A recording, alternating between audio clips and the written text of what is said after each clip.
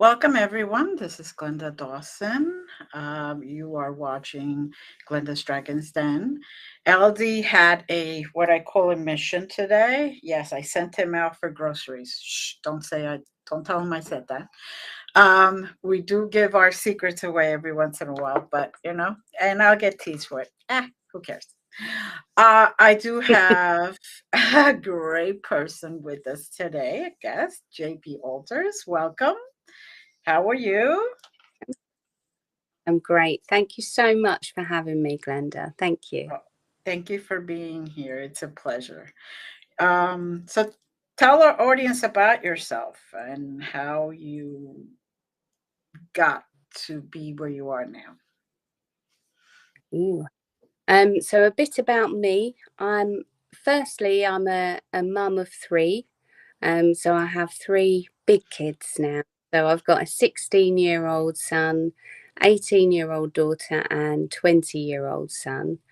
And they keep me busy. I'm sure anyone who has children knows, even when they're a certain age, that doesn't change. It literally never changes. You are always mum. Mm-hmm.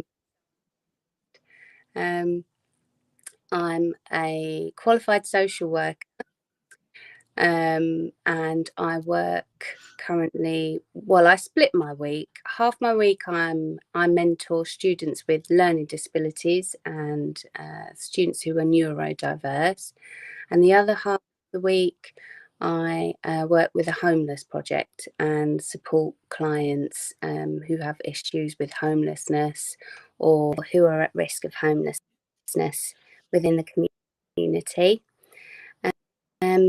Any spare time that I can grab, so I've published 2 novels and 2. I'm currently working on a sequel to one of my Psychic Voices. So I consider myself a debut author, though. I'm still new. I'm still a newbie and always learn. And not many people know me or my books, and I'm hoping that will change. So I natural thrillers. My first book was at Subterfuge, but because of feedback, I changed the name, reworked the novel slightly, and I in August of this year as Psychic Voices. Okay. And the first of many in a series, I hope. Okay, that's very good. So what made you write? Well, so I'm not sure just by looking, but I'm actually half Jamaican, and nearing 50 years old. And okay, so growing up, things were very different.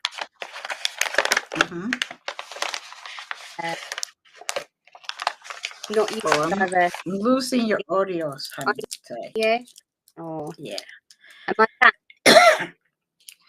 Try it again. Can you hear me? I'm losing your audio. I'm losing your audio. Okay. So does that help any at all? Okay. Try what you just said. Can you hear me any better? No? Oh, you know what's happening? I'm seeing your mouth and your words. Words come first and the mouth goes second, or vice versa. And then so it's cutting.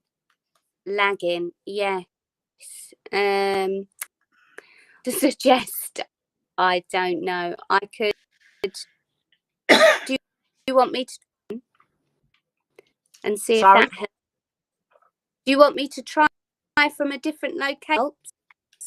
Yeah. Could you? Yeah? Yeah, Yeah. no problem. This recording, I'll put it all together. It's going to be good. Okay. All right. See you in a So, JP, we were talking about your life and your books. What made you write those books? Ooh. Well, I suppose it was a mixture of things, really, as probably with all authors. So childhood. So I'm half Jamaican, half English, and I was born in the 70s in southeast London, in a not a very diverse area at that time. There was no diversity. Basically, our family was the diversity of that borough. And also that was reflected in the culture, the wider culture. So there was no one like me in the books that I read. I always liked to read from a very young age. I loved to read. I loved books. But I wasn't reading about anyone that was like me, that was like my dad, that had relationships like theirs, that was like the people that I knew, my aunties, uncles, cousins. And I kind of felt that absence a little bit. And then when I was doing my social work training, I was placed in the forensic team, and which I loved. But I realised that most of my caseload was from like Black and minority ethnic groups, and that group was like overrepresented in mental health services. And so that was the other thing.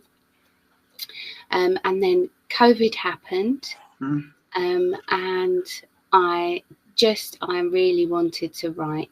I was working as a social work line manager then, and it was a very stressful time for many people, and for many services as well. And yeah, I remember I would get up at 6, I would start writing, and I would walk the dogs after about an hour of writing, and any spare moment that I got, I was writing. And at the end of it, I had written a novel. It was an autobiographical novel, so it was a fictional novel, but it had some of my life experiences. And I went through the editing process, really loved it, and then decided, actually, this novel is not really for public consumption.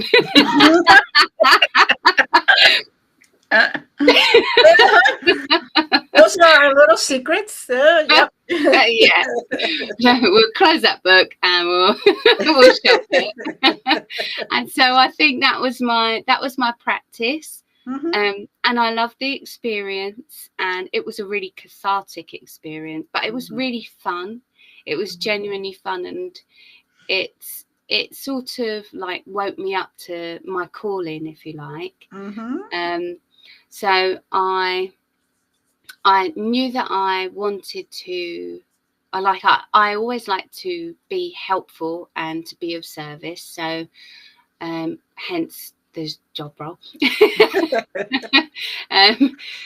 So I wanted my books, while they might have like a really dark element or a grisly or scary elements running through them, I still think that overall any story I write will probably have that element of hope, the recurrent themes of like love, being really important and making a difference, and family bonds strengthening people, and friendships strengthening people, and yeah, I'm a sucker for a happy ending. But no.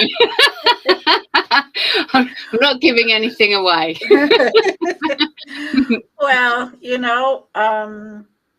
it's good to write or even talk to people and let them leave with a more positive um, energy vibration than came in.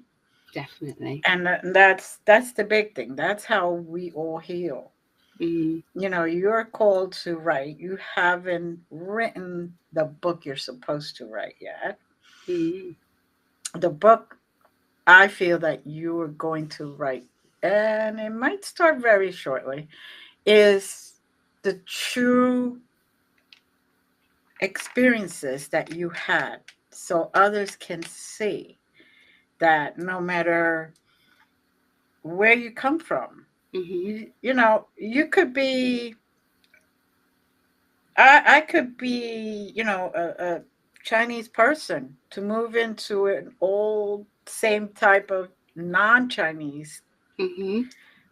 community, and you experience probably the same things, Yeah. just, and we're all the same. Yeah. When I arrived here from Cuba, all I knew was Spanish. Oh.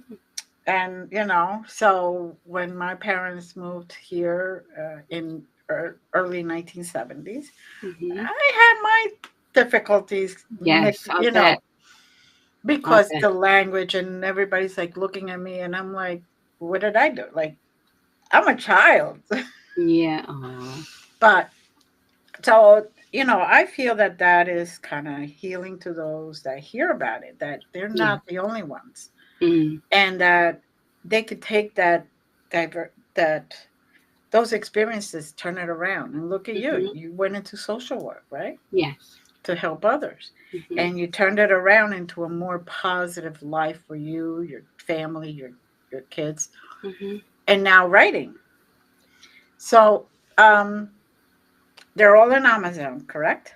Yes, they're Yeah, all on Amazon. Yeah. right. And I will, you will guys, whoever, whenever you see this, you'll find all the links in the description, and you'll find how to get to JP also. So, because I know people will have questions for you. Oh, I hope so. So, tell us about the first book. You had said that you changed the name a little bit and all that. And what made you change the name? Um. Well, I do like to talk to. Well, more aptly, I like to listen to my readers. Mm-hmm. So the feedback that I got was they liked the book overall, but the name was something that it just didn't gel with them, and it Mm-hmm. said something completely different to the actual book, like what the book was about. Right. So I had thought that a psychic subterfuge was like a sort of catchy Mm-hmm. title for a book, and like it would make people think of like conspiracy and clairvoyance and psychics, Mm-hmm. but it didn't. It just confused the hell out of people. So we don't want that, because you just, I suppose as a reader you have a few minutes to browse, and if you look at a Right. book title and you think, oh, that I don't understand, you just skip along to the next Right. book. Right. So that's why I changed it to Psychic Voices, Mm-hmm. because I just thought it's more, it just more explains what the book is about. So, what is the book about? So the book, I tried to have like a diversity Mm-hmm. in the characters. So they're from different ethnic backgrounds. Mm-hmm. The book is, I've set the book in a state-of-the-art psychiatric hospital. Okay. So it's a very posh place. It appears kind of like a spa, day Ooh. spa or something. It's very posh. It's got grounds, Glenda. It's got grounds. Ooh, okay. Yeah, very swish. So the main character is a Mhm. very angry and on purpose not very nice um, young lady. Mhm. She's been through the fostering system. She's someone who has suffered a lot. She lost her mum at 8. And so she and her mum was lovely and like a really strong part of her life and her security. So when she lost that and she was put into not very nice foster care environment, Mhm. she lost everything basically. And she became a really defensive, very aggressive person. And so she, at the beginning of the novel, she is at her lowest ebb. Mentally, she hears voices. She's a diagnosed schizophrenic, and she is sectioned to this hospital. So she's taken to this hospital. She's found by the police and taken to this hospital, and she can't leave. Mm. And when she's there, she meets some other patients who I would say open her eyes to friendship and what friendship can mean to her. And they also open her eyes to a potential conspiracy that's going on. But the question is, when you're diagnosed with schizophrenia, how can you trust what's real and what's not? Can you trust yourself? And can you trust those around you? And then I can't say what else. No, no, no, no, no, no. That's enough. I mean, that sounds intriguing, and I am sure that readers are going to pick it up because um, they want to know what the conspiracy is. She has a potty mouth. I should warn you. Her name is Mary Jameson. She has a potty mouth. Oh, wow. She does. Then that definitely will get more people to read it.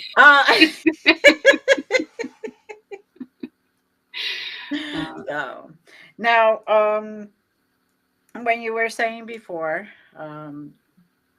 you have older kids now. I all of mine. Well, mine are. I have a son in his 30s, a daughter in her late 20s, and a son in his late 20s, 27. 27? Possibly 28. 28 now. Uh, he's just had his birthday in September, so and then after that we had his wedding, and it's just been like, lovely. Wait, what year is it? So so I understand about being a mom always. Now, how did they take that you were writing? Because I know my kids were, when I gave them the book, they were like, ooh, okay, mom is mom. Like, mom is not just mom. Mom is also like a woman. Person. Right. Yeah. Oh, they love it. They've been quite supportive and helpful. So I have like a habit of, for the editing process, obviously, I'll go through the book myself. Then I'll pass to an editor, and then it comes back to me, and then I'll edit some more. Right. I think, what the heck am I doing this for? Me too. Why am I putting myself through this? Yeah. Yeah. And then when it's gone through like a proofreading stage, again, another one, I like say the book, I read the book out loud. So part of it I'll sort of walk with earphones or headphones in, right, and I'll go out walking and I'll put it in Word and I'll do the read aloud function, right. And then I'll keep stopping and editing as I walk along. Good. And then the other thing is I'll read aloud, and sometimes they would sit and listen to me reading. They said that they quite like it because it reminds them of being really small, and where I used to read to them every night at bedtime. So they quite like it. And when I do that, they really love it. Good, good. That's Yeah. wonderful. Yes, my kids are, like I said, very supportive also, but it made them realize that I'm not just mom. Yeah. That I do have other facets, which was very interesting to me. Um, Were they proud? Mine were very uh, proud. They always my, say. yes, they are. Yeah. They are. They're very proud of everything I do, Oh, and they're actually like amazed that I can do all this stuff. Like, and I'm like, just do it. Um, oh. yes. So, and I also started writing during COVID.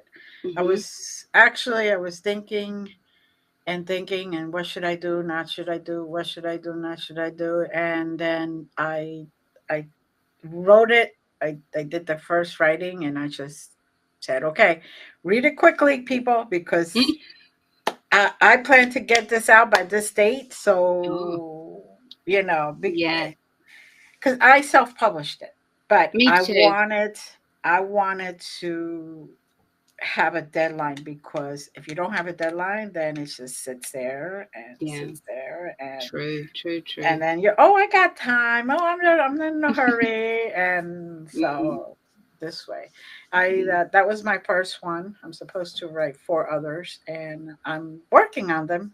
It's just a little harder for some reason. I don't know why. And it could be because I'm out of COVID, and then there's so much to do now. Yeah. Well, and also it's time. It's a lot of time to, and also it's free to upload your Right. work, but Hmm. to, have a really good polished product like the Yeah. book to be really good, something that you're proud of, it actually costs money because you Hmm. have to pay for editing, Yeah. you have to pay for like proofreading, you have to pay for the covers.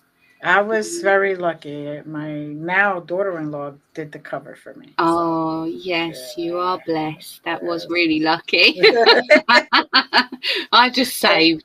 Yeah, well, she Yeah, does a lot of my graphics. So, yeah. Oh, that's so good. she's a graphic artist. So, I am very blessed I have that taken care of. Yeah, that is good. And my partner, he's very good at catching my errors. Oh, So, of which there are none. Obviously, there aren't any. there are He's none. got no work to do. I'm not perfect. He's Yeah, just that's he's it. just taking nap all the time. But no, I'm joking. He could proofread for me and suggest changes and stuff like that. So he did all the editing for me. So I was very blessed. I but I have to do the main part. I do the main part, the Mm. whole book, and then I hand it over and say, I can't even see this anymore. I'm cross-eyed right now. So just take it, Yeah. and You yeah. always need that other set of hands. Actually, I do have one very, very kind friend, Hmm. Carla, Yeah. and she proofread like one of my novellas Right. for me very, very kindly. And she said that she would be happy to proofread any future work. So I have got someone Yeah. who proofread for me. Yeah. At Yeah, least you know what? Sometimes a second set of eyes doesn't have to be a per se editor, but a second yeah, set of eyes yeah. can say, "Oh, you missed an N here. You I the know. tone doesn't sound right or whatever." Yeah. And then all you do is take those ideas and change it, and Mm, and it yeah. does what it does. So, Mm. so now, what other genres would you like to write in? Wow. I often dream stories. I don't know about you. I think Hmm. that's quite a common thing. So I often dream like whole books as if they're movies, and I'll watch the movie, and then I wake up at like 3 in the morning, and I Yeah, that's quickly usually what happens 3 o'clock in the morning. really, and then I quickly put it in notes in my phone. Like Right. there are all these like notes in my phone, no iCloud space, and yeah, and so one of the stories, it Hmm. was coming so it was like I was dreaming, but I was awake, and it was coming so easily, like it was just flowing, the whole thing. But because I didn't want to get distracted by the new shiny story, I needed to finish. I've got so much in this book series that I've already thought of and like dreamt some and written some and planned for, that I really feel like I want to see it out to fruition first, and get this series complete and out there, and then I can move on to, I suppose it's more of a science fiction book, because the other story is like set kind of in the future, and yeah, so I suppose science fiction. And I also have like a half of a non-fiction book that I'm writing for students. Okay, good. So, but I don't know when I'll finish that. It's kind of just a love project. Yes, yes. One of those. I have one of those. It's just like you add, you subtract, you add, you subtract. But you know, very good, very good. Now, some people will call that channeling, but you're dreaming and seeing full movies. Now, and especially since you're woken up around 3 o'clock in the morning, which is, is that a special time? Yeah, they call that in US witchy hour. No, I've heard that. Here they say that, the witching hour. They say that too. That's like the time where your higher self, your spiritual team has been talking to you. They wake you up so you can remember. That's a very important point right there. And then normally, you're supposed to write it so you can remember. You have it all set already in the in the phone. I'm not that at 3 o'clock in the morning. I can't even look at my phone. So usually I have a pad next to me and I just write quick notes. But either or. Yeah. So, but that is very nice that you're actually sort of channeling the books, which takes you to a whole new level of spiritual, whole new level of spirituality, really. Because you're connecting to your higher self, you're connecting to your guides, you're connecting to your protective team, and you're connecting to what God or goddess or whatever, that higher power. It's very good, very good. Well, thank you. Well, let's hope it is a higher power guiding me. I really like that idea. It is a higher power, because you wouldn't come up with such lovely books and such lovely stories if it wasn't. Oh, thank you so much. Thank you. You're welcome. So, now, are you going to bring this writing into your actual day-to-day work? Into my day-to-day work, like into your social work and stuff like that? So, I mean, some of my students, some of the people that I work with, they know that I've written a book and published. I'm quite careful to sort of keep it separate at the moment, but I think for the work I do with the homeless project, I think it might be a good idea to share it with them. They have like a newsletter, and I suppose in the natural course of things, they usually meet new members of staff, of which I'm one. So I suppose it would be like come under what do you like to do in your spare time? Well, I like to write and publish books. Right. P.S. Please buy them.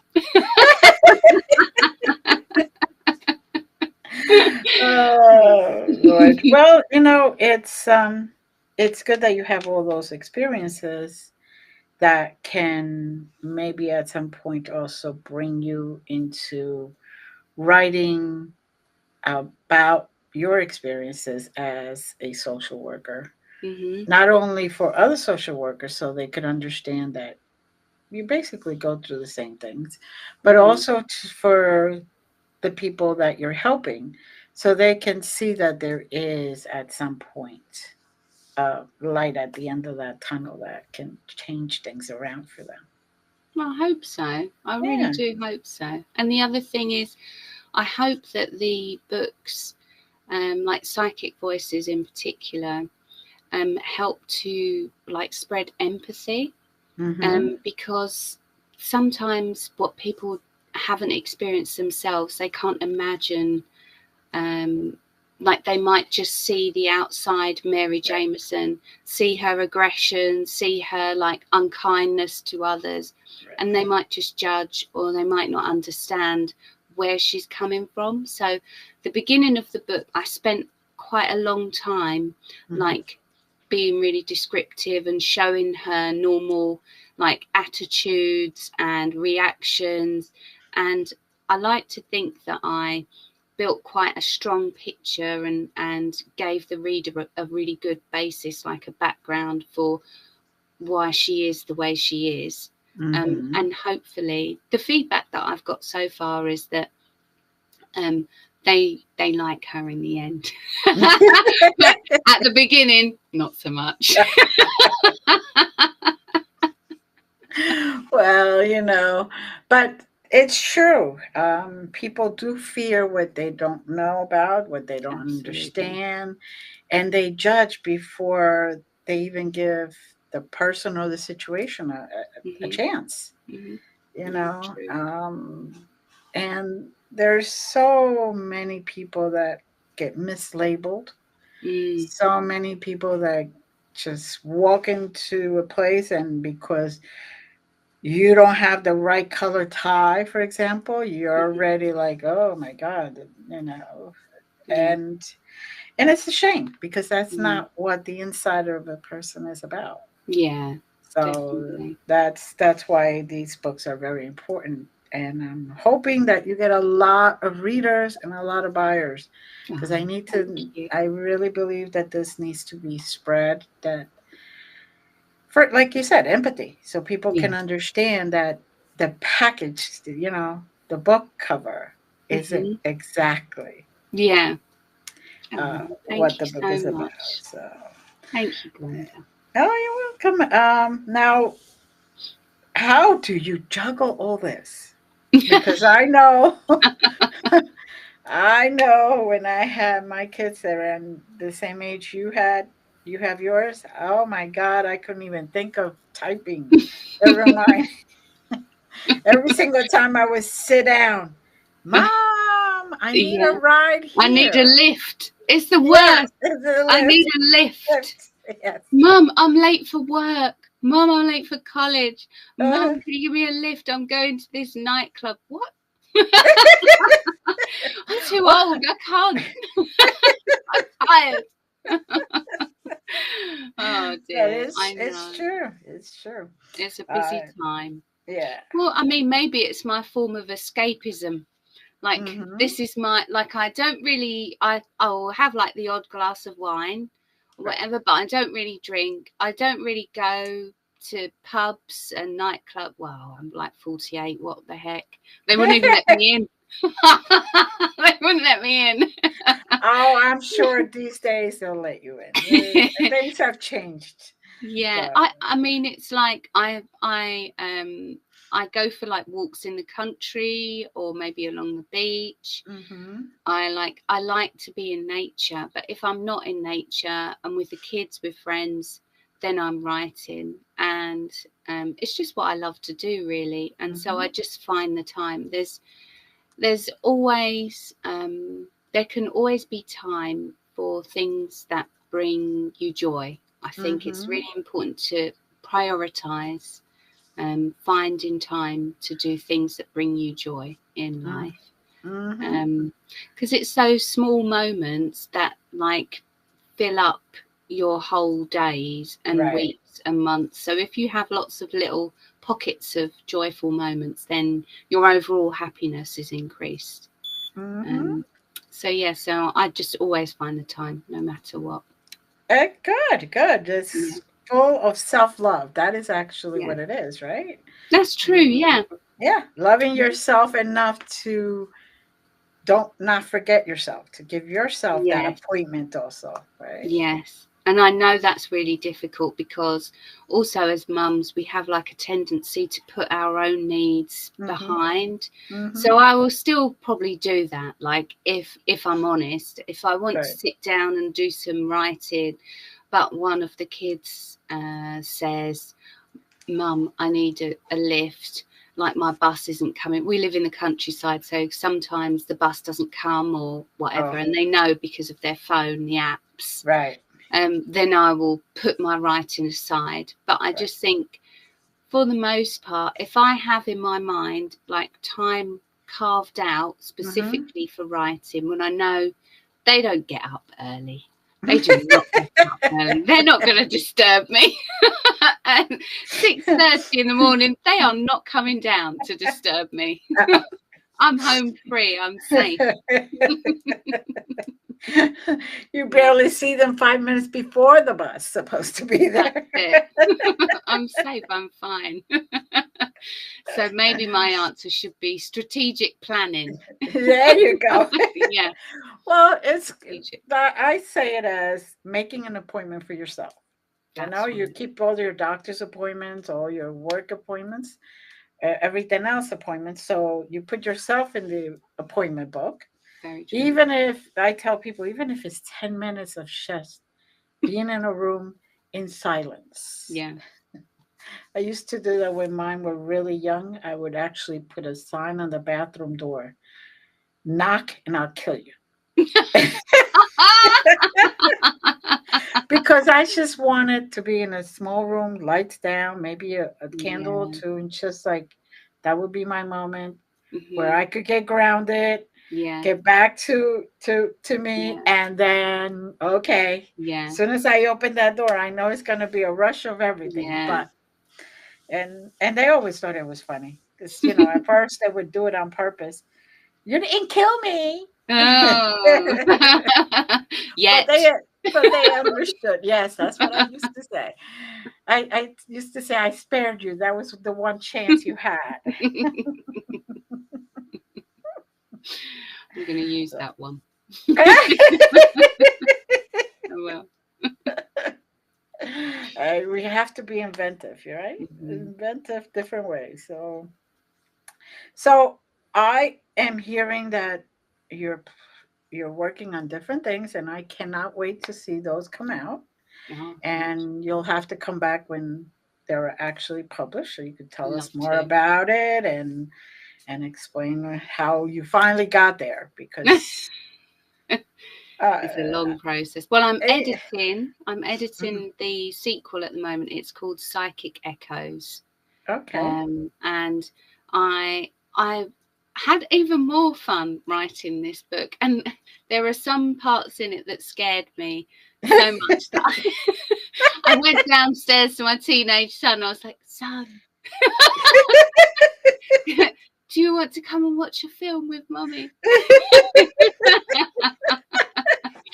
So I really hope that you enjoy it as much I'm when it sure comes we out. will. I'm sure everyone who purchases will, and I'm sure they'll tell others about it.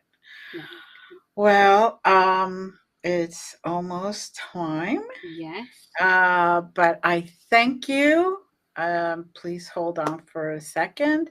I want Mhm. to thank everyone that has been listening or watching us. And I just want to say we love you. We send many blessings. And as always, see you next week. Bye. Hold on.